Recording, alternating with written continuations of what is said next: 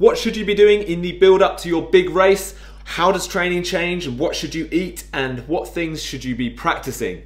These are all common questions I get from you guys, so let's dig in.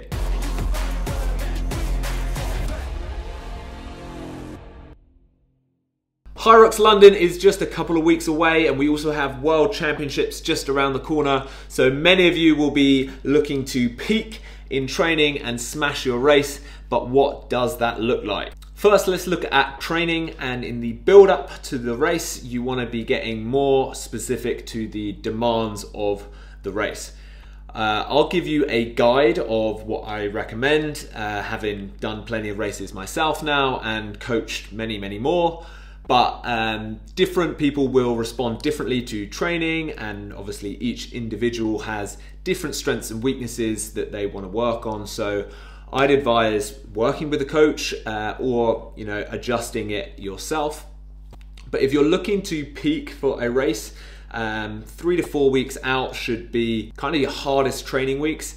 This is where your intensity is high and your volume is pretty high too.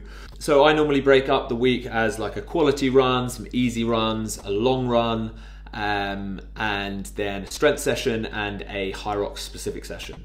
For your quality run days, you're doing fast intervals that are faster than your Hyrox race pace. And then with that, at this point, I would be like adding in a little bit of easy running at the beginning, at the end. The long run and the easy run days, you're just sort of stretching them out a little bit. So making them a little bit longer, and you can always use the bike for a little bit of added volume there. The strength sessions I start to cut down at like 3 to 4 weeks out, just to the point where I'm doing like a couple of heavy lifts. And then the second half of the session, I'm doing Hyrox exercises.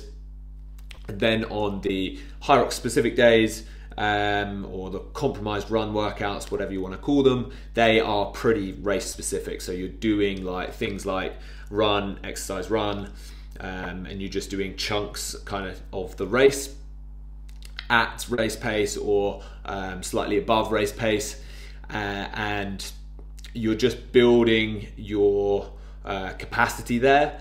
So you're I like to conclude that with a full run through or full simulation. If it's your first time, then you probably only need to do like 75% before you do the real thing. But I like to put that 2 to 3 weeks out from your race and then taper from there. So what is tapering and how do you do it? Before we get into that, I want to talk to you about health.com. Health is a site that I regularly use and recommend because all of the products they supply have been reviewed by experts and by customers. So you know that they're genuine, top quality products. I get nearly all of my supplements from Health, like the Element electrolytes, my creatine, beta-alanine, multivitamins. If it's on Health site, then I know it's decent and I can trust it.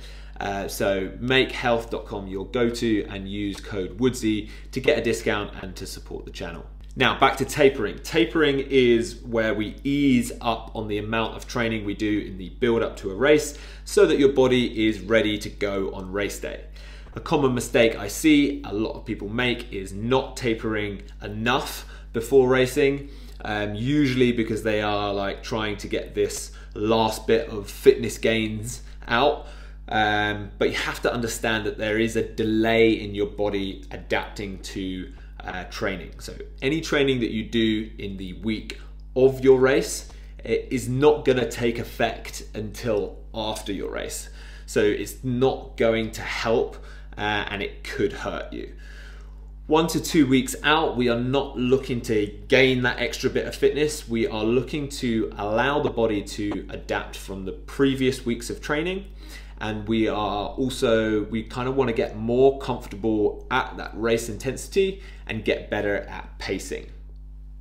Finding out how fast you can go before the wheels come off and then adjusting your race strategy accordingly. So this is where you want to take out that extra volume that you don't need. You can still keep the intensity high and similar to race pace so that you're familiar with that high intensity, but you're doing it in small chunks with rest So you keep the quality of the workout, and you should kind of be finishing these workouts knowing that you've pushed hard, but you're not completely fatigued, and nothing's gonna break the body down too much. So be cautious on things like the amount of lunges and wall balls. They tend to create the most muscle damage. I'd opt for sled work instead, which has much less eccentric loading. The other common mistake I see a lot of people make is they start paying attention to what everyone else is doing and they try to match it.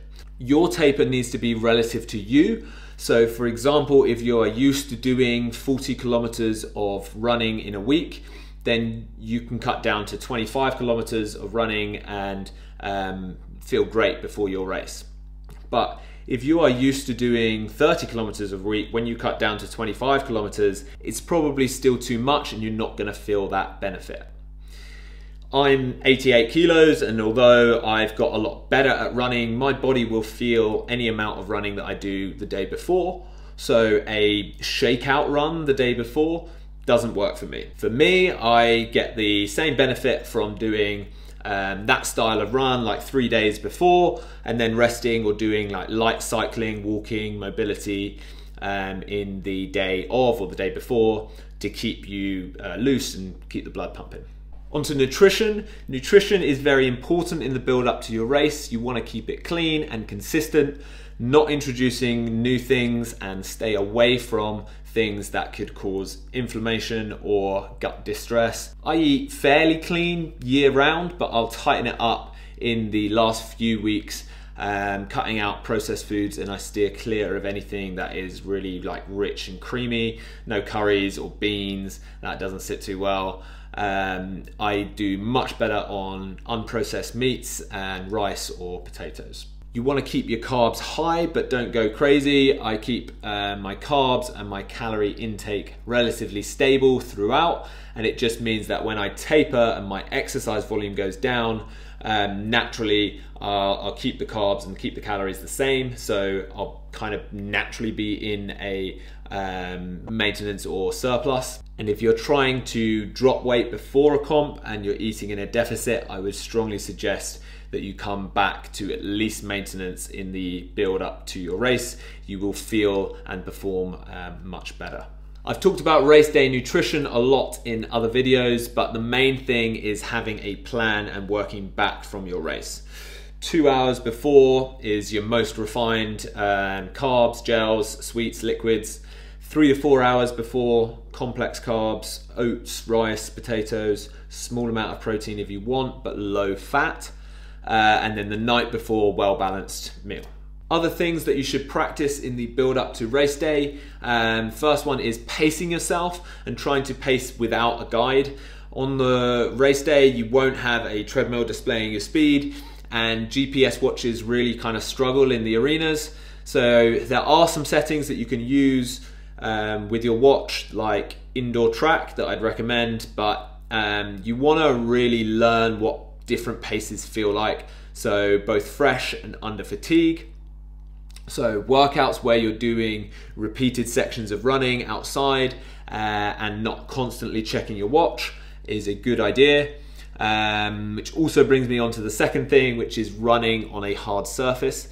In Hyrox, the races are nearly always on hard polished concrete floor, and the impact that that has on the body can be very different to like a soft treadmill, particularly on the lower legs. So it's a good idea to get yourself used to running on a hard surface, but as a warning, if you aren't used to it, do it gradually, do it in small doses, because the last thing you want is an injury. If you are doing a doubles race, start practicing your game plan, who's gonna start, who's gonna finish the stations, practice your transitions, and when you're doing your run-throughs, do it as close to the real race as possible. And this means like on the burpees, the lunges, and the farmers, you're walking alongside your partner during your rest. You may think that's insignificant, but it does make a real difference to your recovery. And the final one is practice wearing all of your race gear that you're going to wear on race day, and any gels or supplements that you plan on taking.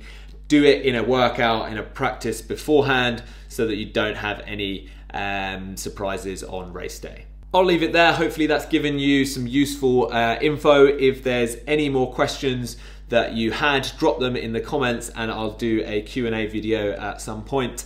If you are at London Hyrox, come and say hello. I won't be racing, but I'll be coaching, probably be there on the Sunday. And if you want any more guidance with training, you can go to coactiveperformance.com, where I have training plans and coaching options available to you. Anything else, you can reach me on Instagram at Woodsy Workout, where you can find plenty more tips and tricks on all things health and fitness. Until next time, peace.